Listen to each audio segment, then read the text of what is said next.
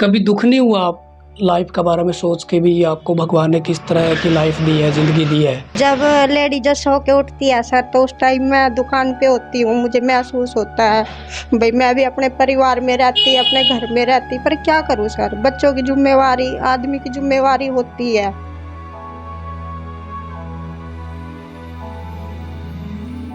किसी के सामने रिक्वेस्ट करती हूँ, मुझे छोड़ाओ भाई, मुझे छोड़ाओ। कई बार कोई नहीं छोड़ के आता तो सर घर में ही रहना पड़ता है। तमाम जो समाज के लोग हैं उन्होंने आपको तमाम बातें बोली होंगी। हाथों पैरों वाली लेडीज घर में पड़ी होती है और ये बाहर घूमती है। महिलाएं हैं जो जिन्हें कुछ भी काम आता हो, कुछ भी हो, किसी के ऊपर डिपेंड ना हो। आपने ये कहावत तो जरूर सुनी होगी कि कोशिश करने वालों की कभी हार नहीं होती। जी हाँ, आज हम आपने एक ऐसी स्टोरी सुनाने जा रहे हैं जो एक महिला दिव्यांग होते हुए भी आज ऐसे मुकाम पर पहुंची है, जो अपने परिवार में अपने पति के पैरालाइज होते हुए भी और खुद दिव्यांग होते हुए भी अपने 4 बच्चों का भी भरण पोषण कर रही हैं। और साथ में अगर बात करें तो आप तमाम जो महिलाएं हैं और तमाम जो लड़कियां हैं उनको भी अपनी जो शॉप है या सेंटर हम कह सकते हैं इसको, यहाँ पर रोजगार देने का काम भी कर रही हैं, उनको काम सिखाने का भी ये काम कर रही हैं। ऐसे में पिंकी तेजान जी हमारे साथ मौजूद हैं। पिंकी जी, तमाम दिक्कतें आपने झेल ली, तमाम समस्या आपने झेल ली, तो ऐसे में आपने ये मुकाम किस तरह हासिल करा? पहले तो सर मेरी सबको राम राम। सर ये मुकाम ऐसे, मैं पहले घर में सिलाई करती थी सर, तो घर में मेरा और भी काम था, जैसे कि मंडी का काम करना, मुनीमगिरी का, उसमें अच्छा खासा कमा लेती थी, परिवार का गुजारा सही चल जाता था। तो सर फिर ये लॉकडाउन लगा, इसके लॉकडाउन में लगने के कारण मेरे सारे ग्राहक जो है वो आने बंद हो गए, काम था मंडी का वो भी बंद हो गया। तो सर फिर उसके बाद जब लॉकडाउन खुला तो मैंने फिर दुकान करी। दुकान मैंने सर कर्जा उठाया था, कंपनियों से लोन लिया था, 2-3 कंपनियां, जैसे एक आशीर्वाद कंपनी हो गई, एक सैटिन कंपनी हो गई, इनसे 2.5 लाख का लोन उठाया सर, फिर मैंने अपनी दुकान खड़ी करी। उसके बाद सर फिर मेरा ना दुकान की छत गिर गई। छत गिरने से मेरा जो सामान था, दुकान में मशीनें थी, सब ख़त्म हो गई थी। तो फिर सर वो यह हादसा होता है, वो दुकान सर दिन में गिरी, वो रात में गिरी, दिन में नहीं गिरी। अगर दिन में गिर जाती तो फिर दिक्कत हो जानी थी। तो फिर उस बीच सर थोड़ी हिम्मत टूट गई। तो कुछ मीडिया वालों ने, एक फ्रेंड थी जो मेरे पास बैठती थी, उसकी जान पहचान के मीडिया वाले थे, मैं किसी को इतना नहीं जानती थी क्योंकि मैं पहली बार घर से निकली थी, तो मुझे नहीं पता था भाई शहर बाज़ार में कैसे रहते हैं, घर में रहती थी। तो फिर उसके ज़रिए मीडिया वालों ने एक भैया से मिलाया, जो कि मेरे भैया अक्षय भैया हैं, तो उसने सहारा दिया, कुछ हेल्प करवाई, उसके ग्रुप वालों ने हेल्प की, न्यू थिंकर ग्रुप चलाते हैं वो। तो सर फिर उसकी वजह से ये दोबारा से दुकान खड़ी करी मैंने।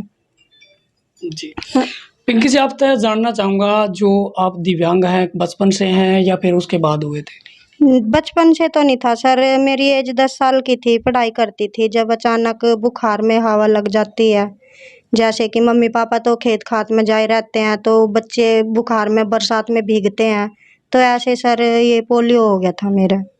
आपने जिस तरह ये मुकाम हासिल करा, यहाँ तक पहुँचे, आप टेलरिंग का कार्य शुरू किया, तो तमाम जो समाज के लोग हैं, उन्होंने आपको तमाम बातें बोली होंगी, तो उस पर क्या कहेंगे? समाज का तो सर मैंने समाज को तो देखा नहीं है, बट पूरा समाज अपने परिवार में ही देखा है, क्योंकि जो मेरे परिवार में है, एक तो मैं अपने हस्बैंड की दूसरी वाइफ थी सर, और ऊपर से मेरे 4 बच्चे थे, तो उन्होंने दूसरी मुझे लेके आए, तो परिवार वालों को हुआ कि भाई ये क्यों आई है, जो था पहले हमारा हो जाना था वो। तो सर इसी वजह से फिर जब घर में काम करती थी, बोलते थे भाई ये तो लोगों को लूटती है, सूट की सिलाई अच्छी नहीं करती, ये वो। तो सर मैंने किसी की बातों पे ध्यान ही नहीं दिया। जब दुकान करी तो फिर बोलती है कि ला ये तो ना मजे लेने जाती है बाहर, भाई हाथों पैरों वाली लेडीज घर में पड़ी होती है और ये बाहर घूमती है, इसको तो ना बाहर का आदत लग चुकी है, चस्का लग गया, ऐसे जो भी मतलब गंदगी होती है सर लोगों के दिमाग में, वो गंदगी उनके मन में थी। पर सर मैंने अपने बच्चे और अपना परिवार देखना था, मैंने सबको इग्नोर करके आगे निकली हूँ मैं। आज आपके जिस तरह आप बता रहे हो 2 बेटे हैं, 2 बेटी हैं, कौन-कौन सी क्लास में वो पढ़ते हैं और आप कैसे मैनेज कर रहे हैं उनकी पढ़ाई को? सर मेरी बेटी जो है दोनों कॉलेज जाती है। बड़ा बेटा +2 में है, छोटा बेटा 9th में है। तो सर कुछ तो काम दुकान का होता है, कुछ लोन ले रखे हैं। ऐसे जैसे कि एडमिशन वगैरह आते हैं हर साल, तो लोन ले लेती हूँ। लोन से फिर उनका एडमिशन कराती हूँ, फिर साल के साल वो कर्जा चुका देती हूँ। पिंकी जी, आपने एक बात और पूछूँगा मैं, जिस तरह आपने दुकान भी की है, सेंटर आपने बनाया हुआ है और बच्चों को भी आप परिवार को भी मैनेज कर रहे हैं। तो दोनों चीज़ें कैसे आप किस तरह से आप मैनेज करोगे? मैं तो सर बस वही है कि सुबह जल्दी उठो, घर के काम में बच्चों के साथ मिल बाँट के काम कर लेना होता है। फिर यहाँ पे जो बच्चे सीखने आते हैं, वो भी मुझे अपना इतना मानते हैं कि भई उनको घर परिवार में और दुकान में कोई फ़र्क नहीं आता नज़र आता। वो यहाँ पे मेरी ऐसे हेल्प करती हैं जैसे मेरी खुद की बेटी हो। हम सर मैं समझती नहीं हूँ कि ये दुकान है, मैं सोचती हूँ बस ये भी मेरा घर ही है, जहाँ ये मेरे बच्चे आते हैं सीखने मेरे पास, जिनको शिक्षा मिलती है यहाँ से काम करने की। बात करें तो दुकान पर आने-जाने की, तो आप कैसे मैनेज करते हैं? किस तरह से आते हैं और किस तरह से जाते हैं? सर दुकान पे तो एक तो अगर टाइम पे मेरा लड़का होता है, जैसे कि वो तो होता ही है। कई बार उसको स्कूल में जल्दी जाना होता है या फिर उसकी तबीयत खराब होती है, तब मैं ऑटो से आती हूँ। नहीं तो फिर मेरे बेटे का टाइम 8 बजे का है स्कूल का, उसके साथ जल्दी आ जाती हूँ सर मैं दुकान पे।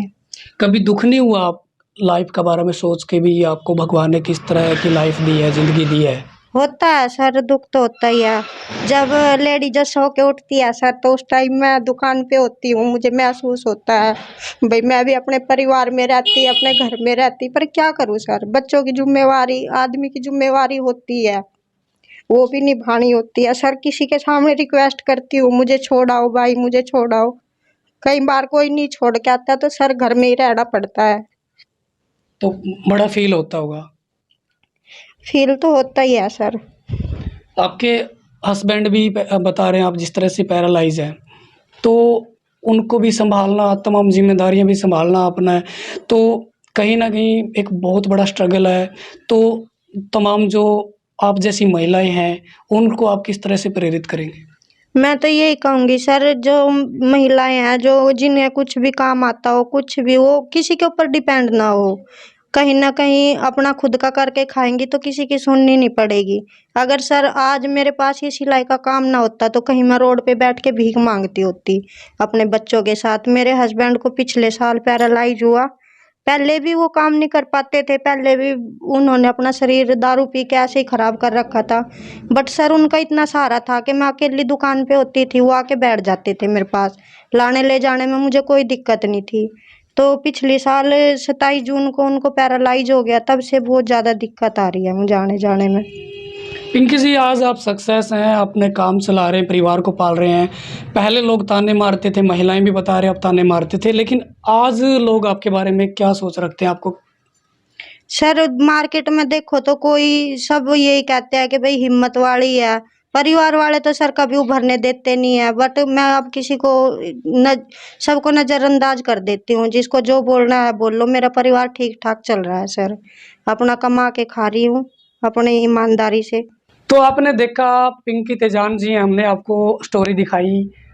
ऐसी समाज में बहुत सारी महिलाएँ हैं, स्ट्रगल कर रही हैं, मेहनत कर रही हैं और कामयाब भी हो रही हैं।